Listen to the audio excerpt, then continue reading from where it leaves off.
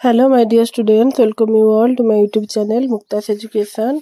ताहले केमती अच्छे तुम समस्ते समस्त को एक्समास छुट्टी है जीवनी एबे चलो घरे तुम निहाती पढ़ा पढ़ी करिवो। एबे आमे अष्टम श्रेणी रो विज्ञान रे थिबा आलोकर अभ्यास कार्य गुडी को डिस्कशन करि चलो करिबा। एक नंबर प्रश्न देखो, मने करे तुम एक अंधार घरे अछ, सेते बेले सेही घरे थिबा वस्तु गुडी को तुम देखि पारिबो कि? घर बाहर थिबा वस्तु गुडी को देखि पारिबो कि? उभय उत्तर पाई विज्ञान सम्मत युक्तियुक्त कारण लेख।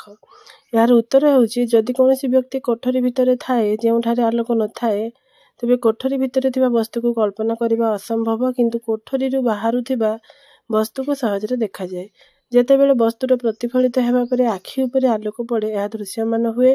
जदि कोठरीटी अंधार तेबे कोठरी रे थिबा वस्तु कोनोसी आलोक प्रतिफलित करे नाही, तेणु सेही कोठरी रे थिबा वस्तु गुडी को देखिबारे सक्षम नुहंती जेउठारे आलोक नाही।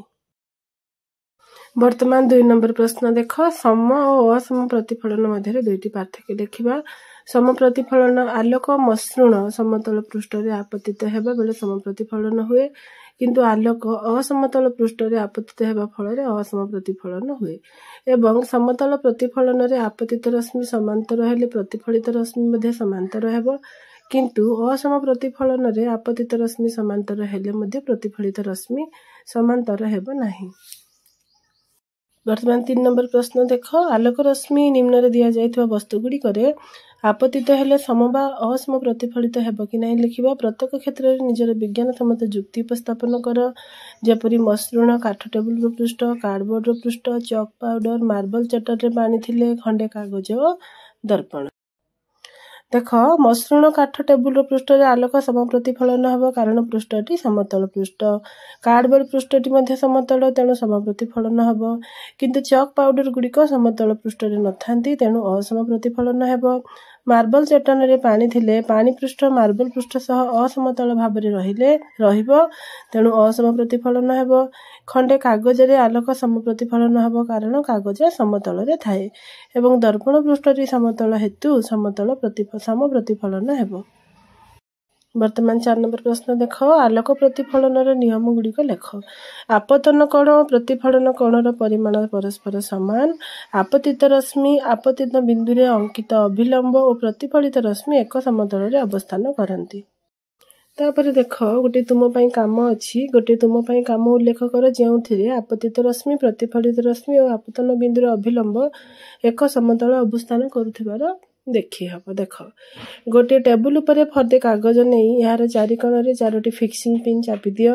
कागज मध्य 15 सेंटीमीटर लंबर एक रेखाखंड एमएन अंकन कर जाऊ।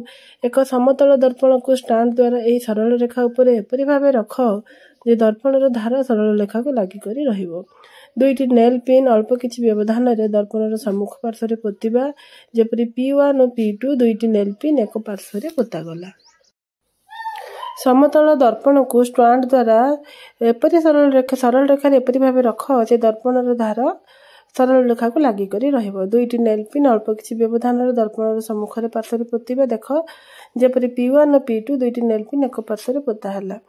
ए जुडी हमर गारे गारे देखा जाय छै, एठा होछि दर्पण एवं लेफ्ट साइड रे जे P1 P2 अछि सेटा दुईटी नेल पिन। ताहले P1 P2 रो प्रतिबिंब दर्पण मध्य रे देखा जिवो। P1 P2 को लक्ष्य करी P3 और P4 दुईटी नेल पिन पोतिबा, जेपरि P1 और P2 रो प्रतिबिंब और P3 और P4 एक सरल रेखा रे अवस्थान करिवे। वर्तमान दर्पण पिन गुडी को काढी दियो। स्केल पेंसिल द्वारा P1 P2 रश्मि और P4 P3 रश्मि अंकन करिवा देखिबा जे P1 P2 और P4 P3 परस्पर को जे बिंदु रे छेद करिवे उक्त बिंदुटु MN ऊपर अवस्थान करिवो। उक्त बिंदुर नाम O दियो। MN प्रति O बिंदु रे OX लंब अंकन करिवा। वर्तमान MN दर्पण पाई P1 P2 आपतित रश्मि हेले P3 P4 कोन हो प्रतिफलित रश्मि हेबो। O बिंदुटी आपतन बिंदु और OX अभिलंब हेबो। से माने समस्ते कागज समतल रे अवस्थान करूछंती, तेनु आपतित रश्मि प्रतिफलित रश्मि और आपतन बिंदु रे अभिलंब एक समतल रे अवस्थान करिवे। वर्तमान 6 नंबर प्रश्न देख, शून्य स्थान पूरण करिबा। तुम सांग गोटे समतल दर्पण ठारू 1 मीटर दूर रे ठिया होइतिले ताहार प्रतिबिंब मध्य दर्पण ठारू केते आमे दर्पण सामने रे जेते दूर रे ठिया होइथिबा आम प्रतिबिंब मध्य दर्पण सामने रे सेते मीटर दूर रे सृष्टि हेबो अर्थात जदि 1 मीटर दूरता रे अछि ताहाले प्रतिबिंब मध्य 1 मीटर दूर रे सृष्टि हेबो। तुमे क्षीण आलोक रे कोनोसी वस्तु को देखिले तुमर मुकुरिकार आकार बड़ हुए एवं रात्रिचार पक्षीर चक्षुर रड्स अपेक्षा कोन संख्या कम अटे।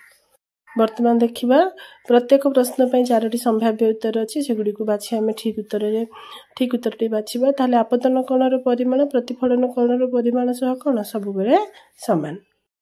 एवं बी देख समतल दर्पण रे सृष्टि हेउथबा प्रतिबिंबटी कोण दर्पणर पछ पाखरे सृष्टि हेउथबा वस्तु परि समान आकारर आभासी प्रतिबिंब ताले आमे जेपरि देखा जाऊ हमर प्रतिबिंब मध्ये समान आकारर दर्पण रे सृष्टि होइथाय। तापरे परवर्ती प्रश्न देखो गोटे मानव चक्षुर नामांकित चित्र अंकन कर। एठी गोटे मानव चक्षुर चित्र अंकन करा जायछि देख हमर स्नायुकोश अछि सिलियरी मांसपेशी अछि कनिनिका लेंस जलाभरस स्वच्छपटल मुकुरिका दर्शा जायछि तुमे एपरि नामांकित चित्रटी अंकन करी काहाकु कोन कुहा जाय ताहा मध्ये दर्शि देबो। तापरे देख तुम सांग तुम सह मिसी तुम पाठ्य पुस्तक तुम पई काम 16.7 करिया पई चाहूछि शिक्षक तुमको लेजर टर्च एथिपे व्यवहार न करिबा को कहिले शिक्षक काहेकि एपरि उपदेश देले तार विज्ञान सम्मत युक्ति गुडी के चले लिखिबा। कारण लेजर टर्च रु निर्गत रश्मिर उज्ज्वलता बहुत अधिक तेणु लेजर रश्मि रु निर्गत आलोक कोन करी आमे जदि अत्यधिक आलुओ रे देखिबा हमर चक्षुर मुकुरिका नष्ट होई जिवो तेणु लेजर रश्मि रु निर्गत आलोक चक्षुर मुकुरिका को नष्ट करि दिए तेणु लेजर टर्च व्यवहार न करिबा को शिक्षक परामर्श देबा युक्ति संगत अटे। परवर्ती प्रश्न अछि तुमे चक्षुर किपरि जत्न नेबो ताले चक्षुर उपयुक्त जत्न नेबा सर्वदा उचित। चक्षु विशेषज्ञ द्वारा नियमित चक्षु परीक्षा करी प्रतिकार करबा आवश्यक। चक्षु विशेषज्ञ द्वारा चक्षु परीक्षा कराई उपयुक्त मापर चश्मा व्यवहार करबा दरकार। अति उज्ज्वल और अति क्षीण आलोक चक्षु पई क्षतिकारक। लेजर रश्मि परि शक्तिशाली आलोक मुकुरिका को नष्ट कर दिए। सूर्य बा अति शक्तिशाली आलोक को खाली आखिरे अनाइबा अनुचित। धूलिकणा चक्षु मध्य प्रवेश कले परिष्कार पानी रे चक्षु को धोई देबा आवश्यक। उपशम न हेले चक्षु डाक्तरक परामर्श आवश्यक। स्पष्ट दर्शनर न्यूनतम दूरता रे चक्षु को रखी बही पढ़ापढ़ी करबा उचित। विटामिन ए अभारे अंधार कणा रोग हुए तेणु विटामिन ए युक्त खाद्य खाइबा दरकार। कंचा मूला सबुज परिबा कड माछ तेल अंडा दुग्ध दही छेना लहुणी आंब पाचिला अमृतभंडा रे प्रचुर परिमाण रे विटामिन ए रहिछि। एबे देख परवर्ती प्रश्न प्रतिफलित रश्मि आपतित रश्मि सह समकोण करी रहिले ताहार आपतन कोणर परिमाण केते हबो कारण प्रतिफलित रश्मि आपतित रश्मि सह समकोणी रहिछि तेणु आपतनर कोणर परिमाण समकोणर अधा हबो अर्थात 90 डिग्री बाय 2 अर्थात 45 डिग्री हेबो। परवर्ती प्रश्न देख परस्पर सह 30 सेंटीमीटर दूरता रे दुईटी समतल दर्पण को समांतर भाव में रख से द्वय मध्य गोटे मोमबत्ती जला दर्पण द्वय रे केतोटी प्रतिबिंब सृष्टि हबो।